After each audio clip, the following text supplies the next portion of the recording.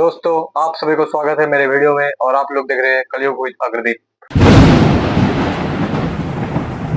मेरे तन मन धड़कन में श्री राम नाम है। प्रभु श्री राम की ये गाना सुन के आप लोग को तो अभी तक पता चल चुका होगा कि आज हम लोग बात करने श्री राम जी के जन्म कथा के बारे में और उनके कैसे बने वो पुरुषोत्तम श्री राम उन बारे में। तो वीडियो शुरू से एंड तक जरूर देखिएगा। अगर आप सच्चे दिल से एक हिंदू है तो ये वीडियो है आपके लिए। तो चलिए दोस्तों, जानते हैं श्री राम के जीवन कथा और उनके पुरुषोत्तम बनने का कहानी। विष्णु भगवान के एक प्रमुख अवतार है प्रभु श्री राम। रामायण के रचयिता महर्षि वाल्मीकि ने कहा है, भगवान श्री राम के अंदर वैदिक सनातन धर्म के आत्मा कहे जाने वाले सभी गुण विद्यमान है। भगवान श्री राम को पुरुषों में सबसे उत्तम यानी कि पुरुषोत्तम कहा जाता है। रामायण के अनुसार त्रेता युग में अयोध्या के राजा दशरथ के प्रथम पुत्र थे प्रभु श्री राम और श्री राम के 3 भाई थे तथा लक्ष्मण, भरत और शत्रुघ्न। प्रभु श्री राम के विवाह हुआ था मिथिला नरेश जनक की पुत्री माता सीता या जानकी से। विवाह के पश्चात ही माता कैकेयी के कहने पर और पिता दशरथ की मान रखने के लिए प्रभु श्री राम 14 साल के लिए वनवास यात्रा शुरू किया था, क्योंकि रानी कैकेयी ने महाराज दशरथ से पाया हुआ वचन के अनुसार मांगा था श्री राम को 14 साल के लिए वनवास और उनके भ्राता भरत को अयोध्या नगरी का महाराज बनाया जाए। पिता के सम्मान रखते हेतु श्री राम ने माता सीता के साथ वन में प्रवेश किया और उनका संगी बने उनके ही भ्राता श्री लक्ष्मण। जब भ्राता भरत को यह बात पता चली तो भ्राता भरत ने भी प्रभु श्री राम को लेने वनवास में गए, लेकिन श्री राम जी उनके पिता के सम्मान रखते हेतु वनवास से आने से इनकार कर दिया। तो भरत ने उनका पादुका दल लेके अयोध्या की सिंहासन में बैठा दिया और तब तक प्रण लिया जब तक प्रभु श्री राम नहीं लौट के नहीं आएगा तब तक भारत या फिर कोई भी सिंहासन में विराजमान नहीं होगा। भरत ने यह भी कहा कि अयोध्या के सिंहासन केवल मात्र प्रभु राम के लिए बने हैं और प्रभु राम ही उसमें विराजमान हो सकते हैं। भगवान विष्णु कई बार धरती में जन्म ले चुके हैं और उनके 7वें अवतार थे प्रभु श्री राम। प्रभु श्री राम को धरती में सबसे ज्यादा पूजा जाता है। भगवान राम के लिए महर्षि वाल्मीकि ने अनेक कथाएं लिख के गए। उनके अलावा महाकवि तुलसीदास ने भी श्री राम के बारे में बहुत कथाएं लिखे हैं। तुलसीदास के माने तो प्रभु श्री राम ने कई ऐसे कार्य किया है जो हिंदू धर्म के गौरवमय इतिहास को प्रदान किया है। विष्णु जी ने श्री राम के अवतार लेकर असुर के संहार के लिए पृथ्वी में जन्म लिया था।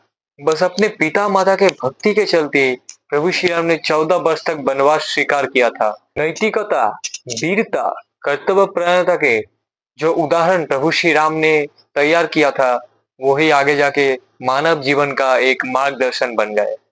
प्रभु श्री राम अपने प्रजा को हर तरह से सुखी रखना चाहते थे, क्योंकि उनका मानना था कि जिस राजा के राज्य में प्रजा सुखी नहीं है वो राजा नरक भोगी होता है।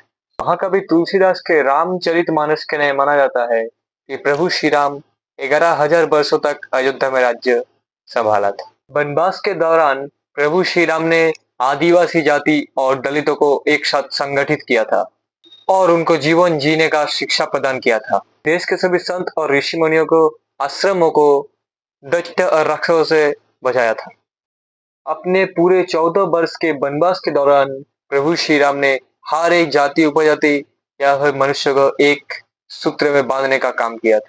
भगवान राम ने भारत भ्रमण करते हुए हर एक जाति उपजाति सबको शिक्षा प्रदान करने के कारण और संगठित करने के कारण जब उनके साथ रावण का युद्ध हुआ था तो हर एक जाति उपजाति सबने प्रभु श्री राम को ही अपना साथ दिया था। भगवान श्री राम कहते हैं कि पृथ्वी लोक एक ऐसा लोक है जहाँ पर जो कोई भी आएगा उसको लौटना होगा, तो इसलिए प्रभु श्री राम ने भी वैकुंठ धाम लौट गए थे। तो दोस्तों, अब चले जानते हैं भगवान श्री राम के 10 अनसुने कहानी।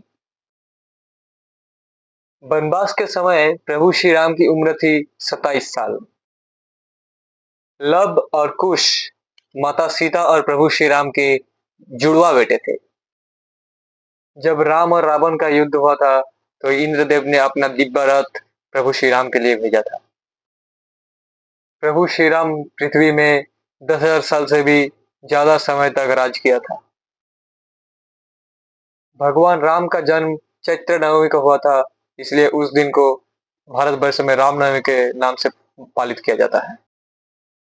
रावण के अंत करने के बाद प्रभु श्री राम ने विभीषण को लंका के नया राजा बनाया था। ऋषि गौतम की पत्नी अहल्या ऋषि गौतम के श्राप से पत्थर बन गए थे, जिनको प्रभु श्री राम ने ही मुक्ति दिलाई थी। राजा अरण्य ने रावण को श्राप दिया था कि उनके वंशज ही रावण का मृत्यु का कारण बनेगा, और प्रभु श्री राम उनके ही वंशज थे। माता सीता को रावण के कैद से आजाद करने के लिए रास्ते में पड़ा समुद्र को पार करने के हेतु प्रभु श्री राम ने एकादशी व्रत पालन करना चालू किया था। भगवान राम के वनवास पूर्ण होने के बाद उन्होंने जब अयोध्या में पदार्पण किया तो अयोध्यावासी दीप जलाकर खुशियां मनाई, जो आज भी दीपावली के नाम से प्रचलित है। तो रामायण के हिसाब से प्रभु राम से बड़ा कोई नहीं, और हिंदू धर्म में पुरुषोत्तम तो एक ही है, वो है प्रभु श्री राम। दोस्तों, आज के लिए मेरा वीडियो इतना ही। वीडियो अगर आप लोग ने एंड तक देखा है तो एक कमेंट कीजिए, लाइक कीजिए, शेयर कीजिए और सब्सक्राइब कीजिए, और बोलिए कमेंट में जय Shri Ram. I'll be the last one left when the lights go out.